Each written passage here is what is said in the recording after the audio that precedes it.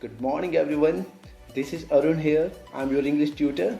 Today, I'm here with a story which is very easy and very interesting story, and you can learn a lot from that story. The name of the story is Controlling Anger.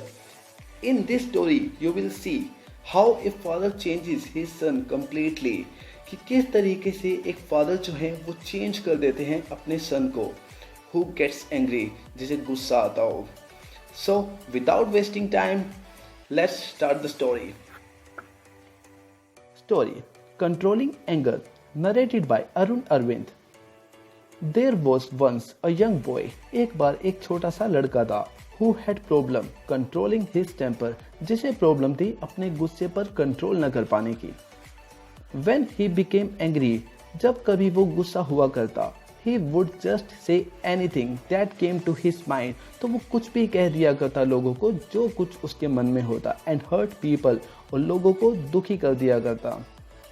So his father gave him a bag of nails. So इससे उसके father ने दुखी होकर एक दिन उसे कीलों का भरा हुआ बैग दिया, and a hammer, और साथ ही दी एक हथौड़ी, and said, और कहा.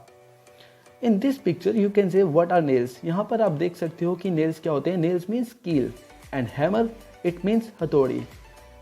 यहाँ आप देख सकते हैं hammer का एक दूसरा मतलब यानी कि कीलों को ठोकना. तो hammer के दो मीनिंग हुए, एक हुआ हथौड़ी एंड सेकंड कील को ठोकना. तो उसके फादर ने हथौड़ी और कीलों का बैग देकर कहा, every time you get angry hammer one nail into the fence. जब भी तुम्हें गुस्सा आए हर बार एक कील को हैमर कर देना यानी कि गाड़ देना, ठोक देना into the fence. Fence means दीवार यानी कि दीवार में. तो जब कभी तुम्हें गुस्सा आए एक कील दीवार में ठोक देना इन आवर बैकयार्ड, हमारे पीछे के आंगन में. The first few days the boy hammered so many nails. तो पहले कुछ दिनों उस बॉय ने बहुत सारे कील जो हैं वो ठोक दिए इनटू द फेंस दीवार में, and emptied half the bag, और इस तरीके से आधा बैग खाली हो गया.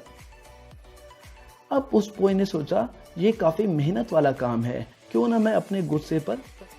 Over the weeks the number of nails he hammered to the fence reduced.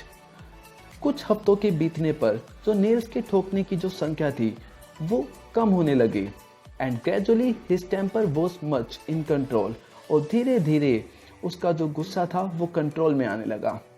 Then came a day when he did not lose his temper at all.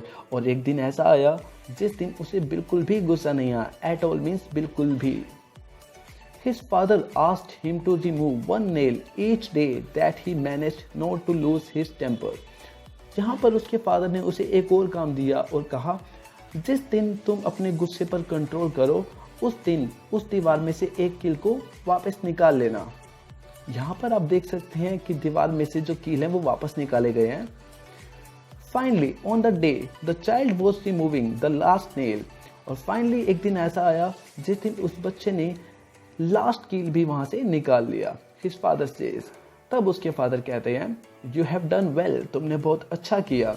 But do you see the holes in the wall, पर तुम्हें इस दीवार में holes दिख रहे हैं. The fence is never going to be the same. अब ये दीवार पहले जैसी कभी नहीं होने वाली है. इवन आफ्टर रिपेंटिंग, यहाँ तक कि दोबारा पेंट कराने के बाद भी. रिपेंटिंग मीन्स दोबारा पेंट कराना. और यहाँ फिर अपने बच्चे को एजुकेशन देते हैं, एक मोरल एजुकेशन देते हैं. लाइकवाइज व्हेन यू से mean things in anger you will leave a scar in persons mind. ठीक इसी तरह से जब तुम किसी को गुस्से में कुछ कहते हो, कुछ अपशब्द कहते हो, तो आप उस पर्सन के माइंड में भी एक निशान, एक दाग छोड़ देते हो. As the nails did to the fence, जैसा इस कील ने दीवार के साथ किया. Moral, anger is a dangerous weapon like knife. जो हमारा गुस्सा है वो बिल्कुल एक नाइफ के जैसा ही खतरनाक हथियार है. Okay, this was all about the story of controlling anger. I hope you have understood. Thank you for watching the video.